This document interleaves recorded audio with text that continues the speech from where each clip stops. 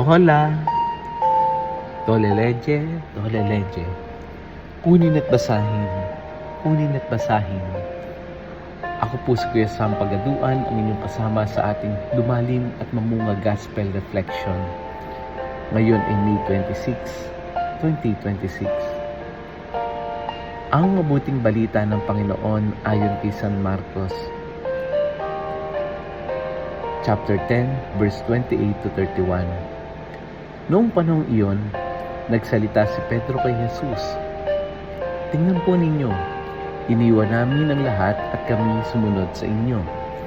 Sinabi ni Jesus, "Tandaan ninyo ito, ang sino mang mag-iwan ng bahay o mga kapatid, ina, ama, mga anak, mga lupa dahil sa akin at sa mabuting balita, ay tatanggap na makasandang ibayo sa buhay na ito.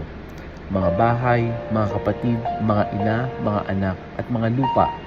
Ngunit may kalakip na pag-uusig. At sa kabilang buhay ay magkakaroon ng buhay na walang hanggan. Ngunit maraming nauna na magiging huli, at maraming nahuli ang magiging una." Ang mabuting balita ng Panginoon. Pinupuri ka namin, Panginoong Hesukristo. Happy Tuesday po sa inyong lahat. Kumusta po kayo? Sa gospel natin ngayon, etong si Pedro ay nagpahayag. Nagpahayag kay Jesus. Anong sabi niya kay Jesus? "Iniwan po namin ang lahat at sumunod sa iyo." Ito yung mga pagkakataon na parang may halong pagod, may halong tanong, na pag i-convert natin, para bang gusto niyang tanongin, "Lord, iniwan namin ng lahat. Worth it ba? Worth it ba?" At sumagot si Jesus. Anong sabi niya sa gospel? Yung sino mo mag-iwan ng bahay, mga kapatid, ina, mga anak, mga lupa, dahil sa akin, ay tatanggap na makasandang ibayo sa buhay na ito. At may bonus pang, buhay na walang hanggan sa kabila. Hindi sinasabi ni Jesus na ang pagsunod sa Kanya ay walang kapalit, walang mangyayari. Pero hindi rin niya sinasabi na kapag sumunod ko sa Kanya, magiging madali. Sa katunayan, pagkatapos niyang sinabi, tatanggap ka rin na makasandang ibayan ng ganito, ganyan, ganyan. Sa bandang huli, anong sabi ni Jesus? Ngunit may kalakip na pag-uusig. Very transparent si Jesus. Hindi niya sinabi na sumunod ka sa akin at mawawala lahat ng problema mo. No. Ang sabi niya, basta sumunod ka sa akin, may pagpapala, there's a blessing, may biyaya, may gantimpala, pero may kasama pa rin krus. At tinapos niya yung statement sa gospel natin ngayon. Anong sabi niya? Maraming mauna ang magiging huli at maraming nahuli ang magiging una. Dahil sa kaharian ng Diyos, hindi pareho yung sukatan, hindi pareho yung basis ng tagumpay na kagaya sa mundo natin at sa mata ng Diyos. Magkabaliktad. Yung successful dito, hindi automatic successful sa mata ng Diyos. Paano natin ito i-relate? Paano natin ito maisasalapat sa ating pang-araw-araw na buhay? Marami sa atin, parang si Pedro, may mga araw na gusto na nating itanong. May mga araw na gusto natin magreklamo. Lord, napapagod na ako maging mabait. Lord, bakit parang unfair? Kasi bakit yung umaangat? Yung pang mga corrupt, yung pang mga masasamang tao. Lord, bakit parang ako pa yung sino pa yung sumusunod sa iyo? Siya pa yung nahihirapan. Bakit, Lord, ganito? Kasi minsan sa mundong ito, parang baligtad. Yung tapat, siya yung nasasaktan. Yung mabuti, siya yung inaabuso. Yung nagbibigay, siya yung nauubos.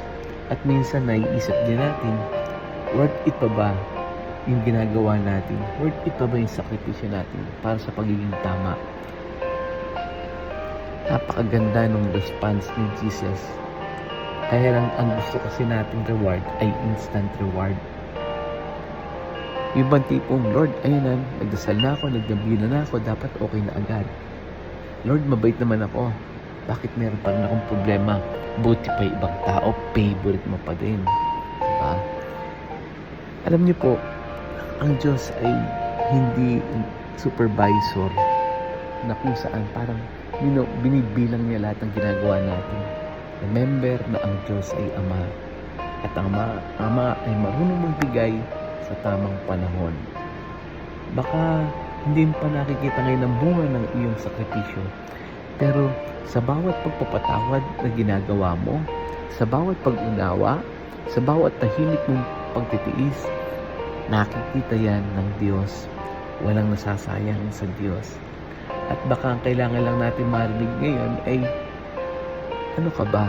Lahat yan, walang sayang. Kaya ang challenge sa atin ng gospel ngayon, magpatuloy tayo. Magpatuloy tayong gumawa ng mabuti kahit walang nakakakita. Huwag nating sukatin yung tagumpay natin sa pamamagitan ng standards ng mundo. Yes, mahirap sumalungat sa mundo. Mahirap gawin yung tama. Ang reward natin ay hindi dito. Ang reward mo ay doon sa kabilang buhay. May awa ang Diyos, may biyaya ang Diyos na naghihintay para sa iyo. Let us pray. Panginoong Jesus, sa totoo lang napapagod na kaming gumawa ng mabuti. Kapag pakiramdam namin na parang walang nangyayari sa aming mga sakripisyo, bigyan mo kami ng pusong marunong magtiwala. Tulungan mo kami huwag mabuhay ayon sa sukatan ng mundo, kundi ayon sa iyong basihan. Bigyan mo kami, Panginoon, ng vision na kagaya lang sa iyo. At kapag kami ay nangihina, ipaalala mo sa amin na walang kabutihan, walang pagmamahal ang nasasayang sa iyo. Everything is worth it. Amen. Friends, baka may kakilala kang tahimik na nagsasakripisyo. Mga magulang na pagod na, mga kaibigan laging nagbibigay. Mga taong pakiramdam niya, hindi napapansin yung ginagawa niya.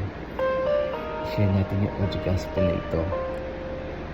Sa share natin, no? Ito yung magandang paalala sa kanila na hindi nasasayang lahat ng ginagawa nila. Muli, ako po si Kuya Sam Pagaduan. Lagi nagpapaalala. Halina, tayo ay lumalim at mamunga. Lumalim sa pananampalataya at mamunga na mabubuting gawa. God bless us all.